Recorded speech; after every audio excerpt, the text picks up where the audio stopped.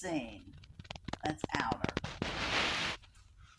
I kind of feel like I experienced that a little bit yesterday when I was out. I had a couple of former students who I did not remember at all, but one was a woman, and I saw her about an hour or so before I saw the other one. And she said, "Oh, it's McDonald. Hello." Who are you? You know, big tall black woman, just wonderful, sweet woman. And she told me, and her name was Karen, and that's all I remember. And it was a sweet little encounter. And then maybe about an hour or so later, there was this enormous African American man, and I think he told me his was Kevin, and he was just holding onto my hand and just talking to me, and it was just so, sweet. And that's the kind of thing that, quote, pleases God. It honors God. And it was exciting to me too. So, because I didn't have any clue, but anyway, I know they didn't look like that as freshmen or whatever grade I might have seen them or when I saw them. But anyway, it was something good. And then we come to knowledge. All right. We say that we go to schools because we got to get knowledge. And of course, we have our Google and we have places we can check and everything. But anyway, what do we really mean by knowledge? It's a closeness, an intimate closeness, because you, K-N-O-W, God. You want to really know God. And it means then understanding. You know him so that you understand. You understand correctly what? Truth. Truth. God is truth. Know my truth, and you will have freedom, and you will have it freedom more abundantly. And so you want to have an understanding and the ability to apply that understanding, that truth, into life, because knowledge stimulates then this public goodness. So we're working together with these qualities and traits. In fact, last night I was looking at the Gaither thing, and he had actually a production of Mark Lowry. Y'all know Mark Lowry, who is a songwriter, gospel writer. He wrote Mother Mary, Did You Know? And he wrote Never Quit, Never Quit, Never Quit, Never Quit, Don't Ever Quit. Anyway, and he insisted for this production that he be with Gloria Gaither, because she was basically his inspiration that helped him developing his knowledge, his skill, and the things that he produced. And for he gained so much understanding, he thought, with some of the knowledge that he was learning and just conversations that he had with her over the years. And he called her the queen of gospel writing or something like that. And she made this face, and he told her not to do that. But she said, but what about Fanny Crosby? And she started naming these, other female. And he said, well, I didn't know them. But he said, I know you.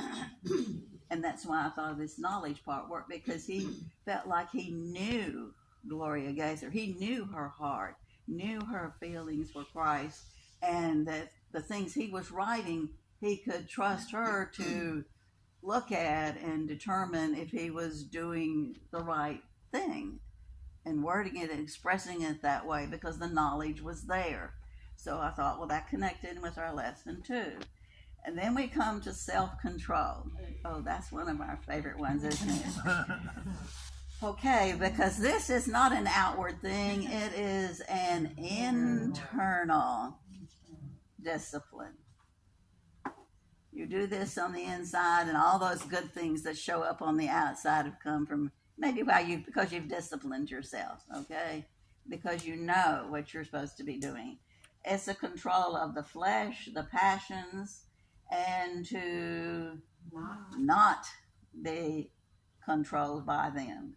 In fact, Paul actually said that he beat his body to make it his slave.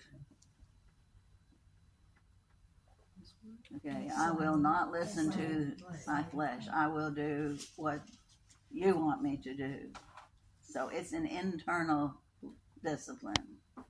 And then we come to perseverance. which is also known as patience. Oh. You persevere because you're patient. You can, be still and know that I am God kind of thing here. And the E would be endurance. Don't quit. Stay with it. Persevere. And in that song that Mark Lowry wrote, he said, even if you just have to crawl, then you can't walk, you can't run, you will crawl. Whatever, just don't quit. Don't quit. And doing what is right. Never giving in to temptation or trial. The raven that's crawling on your back and telling you things and so forth. Don't do that. Instead, you will endure, not with resignation, but with vibrant hope. Hope.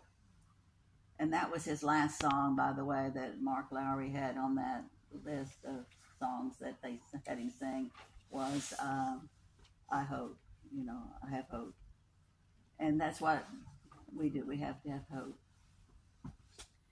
And then godliness refers to living reverently, loyally, and obediently toward God. And this is refer to verse 3 to recall that it is already provided how? In abundance, because it is everything we need. Everything we need is in abundance. I mean, we're not looking for something. We're not saying, okay, I need another ingredient after all. I don't know where, you get this one. I better get this one too, and so forth, for us to utilize. But godliness then is coming to us and so that we can have everything that we need. It's there. And then brotherly kindness, which brings growth in transforming relationships with others. It comes with love. It comes with love, yes. So, I'm sorry, I may have gone too fast on that one. So, brotherly kindness has to do with relationships with other people. So, others is what I put in that one blank. And then it comes with the fact we can do it is because we have God's love in us. We can't love other people unless we love God. And,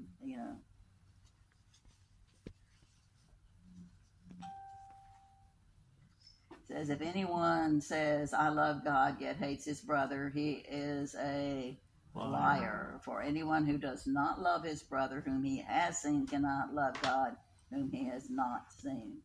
So we have to love God in order to love the brother. And then love will grow for God and my brother. There's a little tiny space there for you. If. My love will grow for God and my brother if you are going through this transformation. 1 Peter 4:8 says, above all, love each other deeply because love covers a multitude of sins. And then finally, verse 8 begins with, for that little big word, if. Yeah, if only I knew, if only this, if only that. If you possess these qualities in increasing, growing, developing, if you possess these qualities in increasing measure, they will keep you from being ineffective and unproductive in your knowledge of the Lord. And out to the side of that, I wrote the word abiding because I think that abiding is what we're really talking about now. If we're going to be doing this increasing and growing, what did Jesus tell his disciples in John chapter 15 before he actually gets taken off into custody?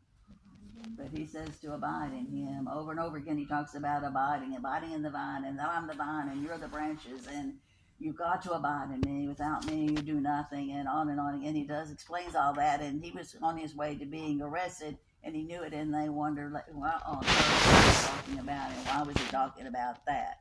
But that's what it has to do with this increasing business, because it's the abiding in you that you get that basket full of fruit, the productiveness. And I've been reading a lot about this abiding too in this fruit business, and about the vine and the branches, and I learned a lot of different things there, and I wanted to do something with all that too, but I couldn't do all that here. But at least you can be thinking about that on the abiding. So you don't want to be ineffective and unproductive, but you want that bucket there that he wants out of the tree to be filled. One way is to evaluate spiritual growth is, once again, that two-letter word, if. How do you evaluate whether or not you're growing? If the qualities that Peter actually names are increasing similarly with the fruit of the Spirit. And that's the passage in Galatians, which we probably should look at. Our commitment is to a result of a, what kind of works? What kind of works are going to end up in the basket? Those that have been useful. I use the word useful there. I guess good works, whatever. But anyway, our commitment is to a result of useful work, good works, and faithful. And the E word, I'm sorry, it's E. Effective. Evidence. You see that, you can see them. Remember, we said that the good works were something that you could actually see.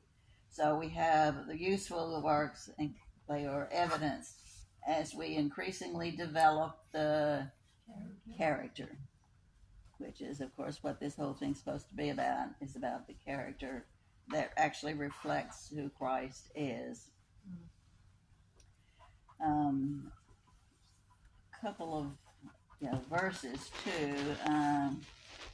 Well, I don't guess I'll do those right now, but I will tell you a little bit more about Benjamin Franklin. Remember, I told you last week about him, and I think it's become so interesting because the man that I had listened to, that I told you about with the eagle and the raven, and he's talking about having to recite the Pledge of Allegiance and have to have scripture verses so he could eat the dinner.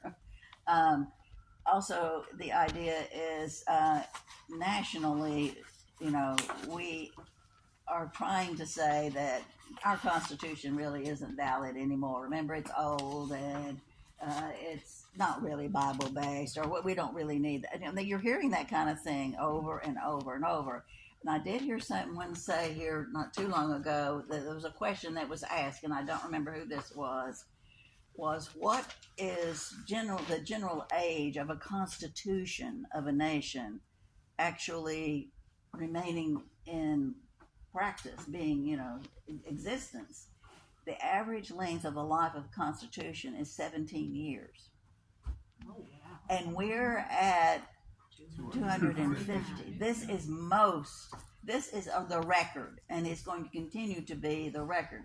But the only reason that it is, and that's what we're beginning to hear now, are people like I heard this morning, and people like Alan Jackson and others who are preaching the fact that we have to get back to the Word and what it says, and supporting what it says and what it is in our Constitution, that is there.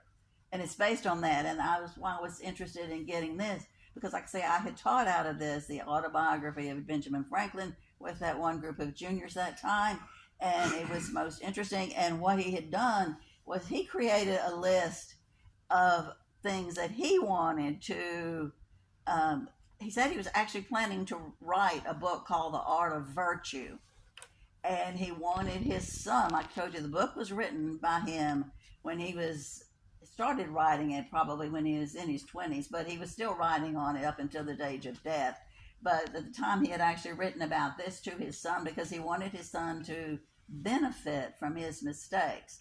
And so what he did was he created a list. And that was one of the things about Franklin, I think, was that one of his gifts was the gift of order. He seemed to be able to put things in order. And so we made his list of gifts that he thinks that he needed to actually develop and add to. And he created a book that he would put these virtues in. He came up with 13. So he didn't have just little 7. But he said he wanted to make his list shorter. I mean, not shorter, but each thing he chose to be developing just a certain aspect. Like he started off with temperance. What does temperance mean?